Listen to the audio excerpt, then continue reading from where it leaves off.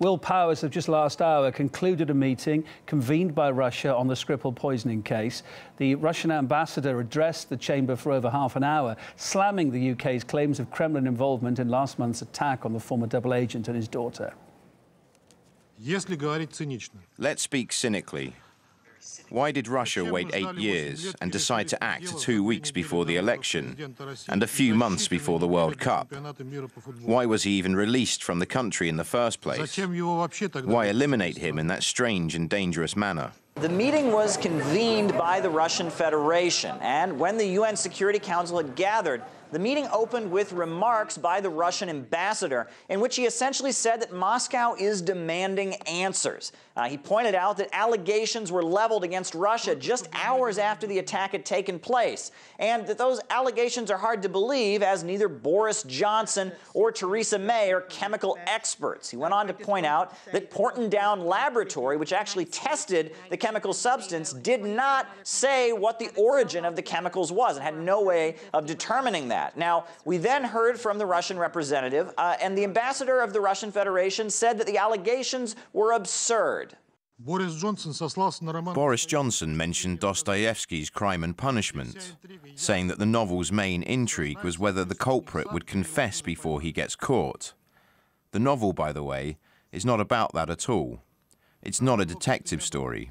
It's serious philosophical literature. I would advise Boris Johnson to read other works of Dostoevsky, or at least learn the titles. British intelligence has immediately rushed to Boris Johnson's rescue, just like Chippendale. It's a theatre of the absurd. Now, Russia has offered a joint investigation into the incident. However, it seems pretty clear that the United Kingdom does not want that. These are the remarks that we heard from the ambassador representing the United Kingdom before the Security Council. Mr. President, there are several ways to view this joint investigation. I think the metaphor that I find most apt is that of an arsonist turned firefighter. But in this particular instance, the arsonist wishes to investigate his own fire. I am sorry, Mr. President, but that does not make it an independent investigation. Yulia Skripal has actually given her first statement to the UK police, and she is apparently recovering from the incident. So a lot of questions are remaining, and this could be the beginning of a new chapter in the investigation into what exactly happened in Salisbury. But the focus of the meeting seemed to be Russia, strongly urging the world not to make assumptions and to look into the actual facts of the case. So all the focus on New York tonight, where that UN Security Council meeting took place. There as well, private investor and writer Charles Ortel to give us his thoughts about it. I don't know if you're watching all of it, but certainly the Russian ambassador to the UN, Vasily Nebenzia, described the UK allegations here as a theatre of the absurd. Is that an accurate description as you see it from your side of the water there? Yeah, I mean, I think you could say many things about Vladimir Putin, and I've never met the man, but I don't think you can call him stupid.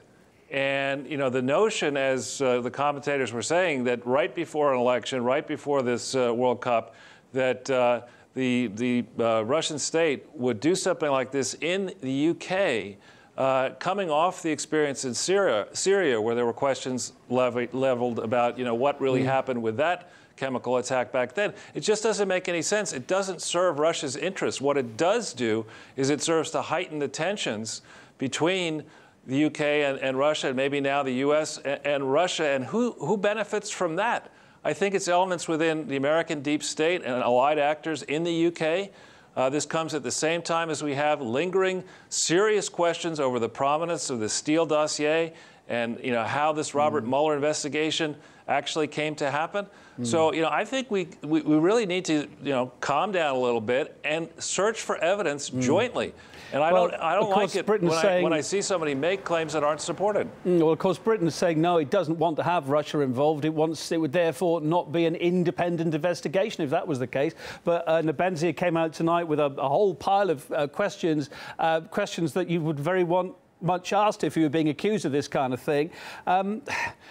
Is there any way, any scope at all that Russia can be involved here? Because it's saying it won't go by the OPC report if it isn't involved. Well, I certainly hope Russia can be involved. I mean, I would pose the question, by the logic that the UK is using there, you know, is there a possibility that either elements within the UK security apparatus or elements, you know, private contractors to the same, these shadowy organizations we've learned about, is it possible that, you know, they may have instigated something like that? And if so, by the logic of whoever was using that argument, the UK shouldn't be involved in an investigation. So, you know, I really think these are very serious matters. Both of our countries are armed to the teeth. It's quite something to accuse a foreign leader of this type of behavior. Well, the US is doing it too. Serve his interests. The US, again, said tonight, Kelly Currie there around the table, she said it's Washington's firm belief that Russia was responsible. Again, how can the US be so sure? I can't answer that question. Just as a private citizen, I have my grave doubts about this. I have grave concerns about whether our deep state has gone rogue and whether our deep state here in this country and its allies are interested in always having a high state of military tension so that they can justify their existence. So, I mean, I think we really need to get to the bottom in a fair way of what truly did happen here.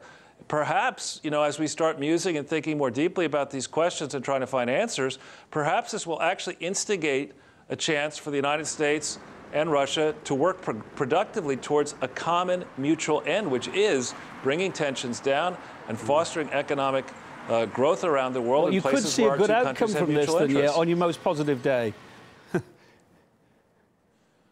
I certainly would like to. I guess, aren't we all getting a bit tired of this at this point?